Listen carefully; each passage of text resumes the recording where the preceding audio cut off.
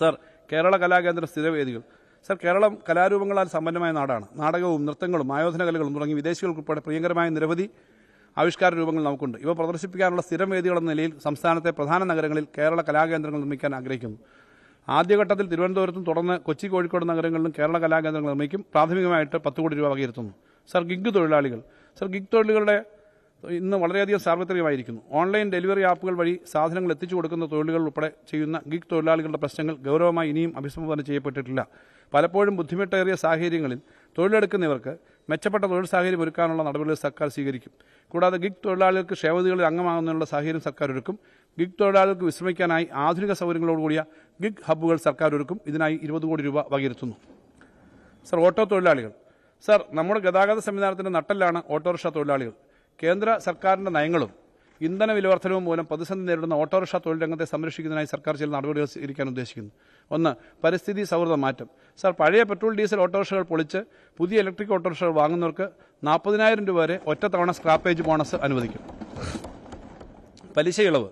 Sir, electric ഓട്ടോറിക്ഷകൾ വാങ്ങുന്നതിനായി തെരഞ്ഞെടുത്ത പൊതുമേഖലാ ബാങ്കുകൾ വഴി എടുക്കുന്ന വായ്പകൾക്ക് 2% പലിശ ഇളവ് നൽകും. സർ, ഈ പദ്ധതികളുടെ നിർവഹണത്തിനായി 20 കോടി രൂപ മാറ്റിവെക്കുന്നു. സർ, കേരളത്തിലെ 5000-ലധികം അനൗപചാരിക ഓട്ടോ സ്റ്റാൻഡുകളെ സ്മാർട്ട് മൈക്രോ ഹബ്ബുകളായി മാറ്റാൻ സർക്കാർ ഒരു പദ്ധതി തയ്യാറാക്കുന്നു. ഓരോ സ്ഥലത്തിനും അനുയോജ്യമായ തൊഴിലാളി സൗഹൃദ സ്മാർട്ട് ഓട്ടോ സ്റ്റാൻഡുകൾ നിർമ്മിക്കും. അവിടെ സോളാർ അധിഷ്ഠിത ചാർജിംഗ് യൂണിറ്റുകൾ ഉൾപ്പെടെ സൗകര്യങ്ങൾ ഒരുക്കും. ഈ പദ്ധതിക്ക് 20 കോടി രൂപ നീക്കിവെക്കുന്നു. തൊഴിലുറപ്പ് പദ്ധതി.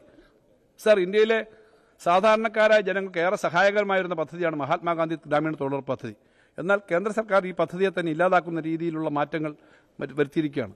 പദ്ധതിയുടെ ആകെ ചെലവിന്റെ 60% കേന്ദ്രം ഏറ്റെടുക്കുകയും നിശ്ചിത തൊഴിൽ ദിനങ്ങളിലേക്ക് അതിനെ ചുരുക്കുകയും ചെയ്തു. ഇപ്പോൾ തന്നെ കേന്ദ്ര നയങ്ങൾ മൂലം സംസ്ഥാനത്തിന്റെ അർഹമായ സാമ്പത്തിക വിഹിതം വെട്ടിക്കുറയ്ക്കുന്ന നടപടി മൂലമുള്ള സാമ്പത്തിക ഞെരുക്കത്തിന് പുറമെയാണ് ഇത്തരം നടപടികൾ ഉണ്ടാകുന്നത്. ഇതോടെ കേരളം പോലെ മികച്ച രീതിയിൽ തൊഴിലുറപ്പ് പദ്ധതി മുന്നോട്ട് കൊണ്ടിരിക്കുന്ന സംസ്ഥാനങ്ങൾക്ക് ഇത് വലിയ തിരിച്ചടിയായിട്ടുണ്ട്. കേന്ദ്ര സർക്കാരിന്റെ നയം തിരുത്തിക്കുന്നതിനുള്ള ശ്രമം നടത്തുന്നതിനോടൊപ്പം സംസ്ഥാനത്തെ തൊഴിലുറപ്പ് പദ്ധതി മികച്ച രീതിയിൽ മുന്നോട്ട് കൊണ്ടുപോകുന്നതിനായി സംസ്ഥാന സർക്കാർ അധിക തുക വകയിരുത്തുകയാണ്. സാർ, മുൻവർഷത്തിൽ നിന്നും അധികമായി തൊഴിലുറപ്പ് പദ്ധതിക്കായി 1000 കോടി രൂപ വകയിരുത്തുകയാണ്.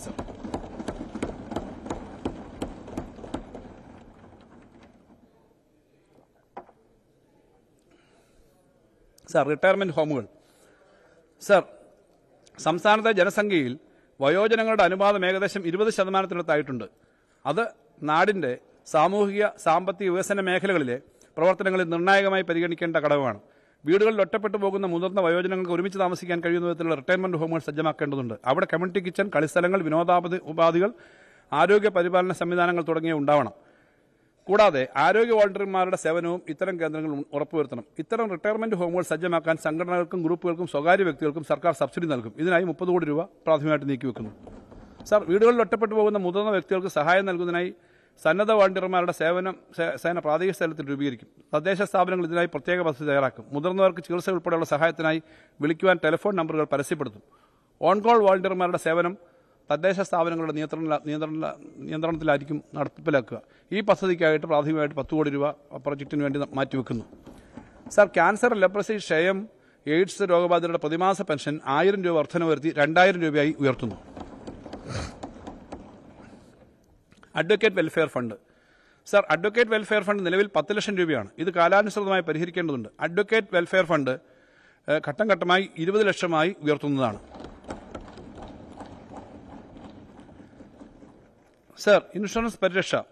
അസംഘടിത തൊഴിൽ മേഖലയിൽ പ്രവർത്തിക്കുന്നവർക്ക് അപകട ലൈഫ് ഇൻഷുറൻസ് ഉറപ്പുവരുത്തുന്നതിനായി സംസ്ഥാന ഇൻഷുറൻസ് വകുപ്പുമായി ചേർന്ന് ഗ്രൂപ്പ് ഇൻഷുറൻസ് പരിരക്ഷ ഏർപ്പെടുത്താൻ സർക്കാർ ആലോചിക്കുന്നു. ഇതിന് സർക്കാരിന്റെ ഭാഗത്തു നിന്നുള്ള സഹായവും ഉണ്ടാകും. സംസ്ഥാനത്തെ ഹരിതകർമ്മ സേനാംഗങ്ങൾക്ക് ഗ്രൂപ്പ് ഇൻഷുറൻസ് പദ്ധതി നടപ്പിലാക്കും. സർ, സംസ്ഥാനത്തെ ഓട്ടോറിക്ഷ ടാക്സി തൊഴിലാളികൾക്ക് ഗ്രൂപ്പ് ഇൻഷുറൻസ് പദ്ധതി നടപ്പിലാക്കും. സർ, ക്ഷേമനിധി അംഗങ്ങളായ ലോട്ടറി തൊഴിലാളികൾക്ക് ഗ്രൂപ്പ് ഇൻഷുറൻസ് പദ്ധതി നടപ്പിലാക്കും.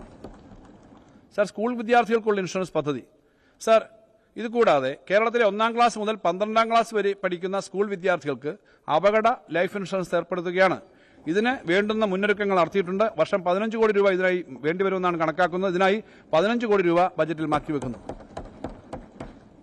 സർ, സൗജന്യ വിദ്യാഭ്യാസം ബിരുദതലം വരെ നൽകുന്ന ഒരു പദ്ധതി. സർ, കേരളത്തിലെ ഉന്നത വിദ്യാഭ്യാസ രംഗത്ത് ഒരു പുതിയ പദ്ധതി പ്രഖ്യാപിക്കുകയാണ്. ആർട്സ് ആൻഡ് സയൻസ് കോളേജുകളിൽ പഠിക്കുന്ന വിദ്യാർത്ഥികൾക്ക് ഡിഗ്രി വിദ്യാഭ്യാസം സൗജന്യമാക്കുകയാണ്. നിലവിൽ +2 വരെയുള്ള സൗജന്യ വിദ്യാഭ്യാസമാണ് സംസ്ഥാനത്തുണ്ടായിരുന്നത്.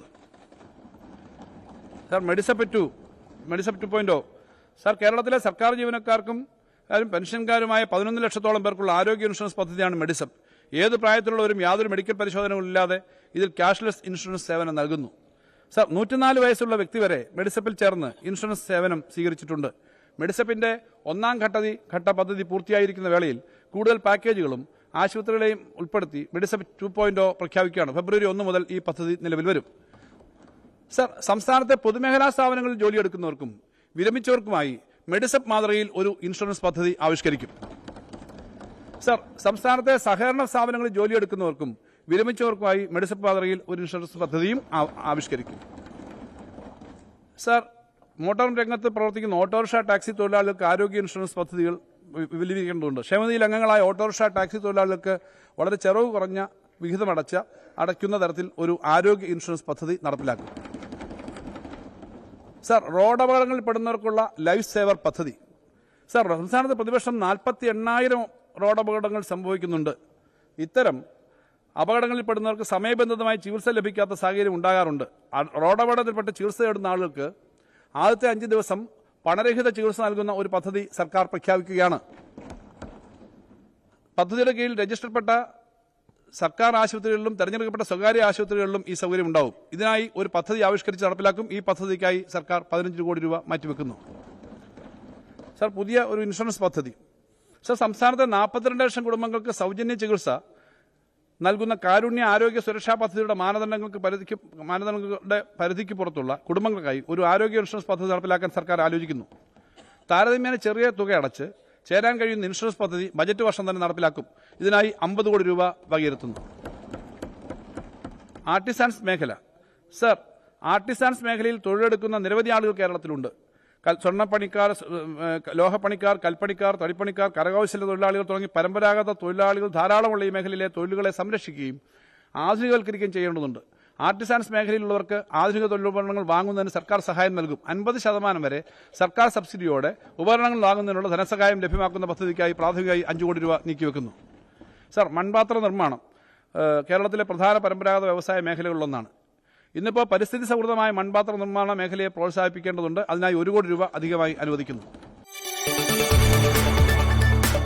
കൂടുതൽ വാർത്തകൾക്ക് news 18 Keralam YouTube channel subscribe ചെയ്യുക.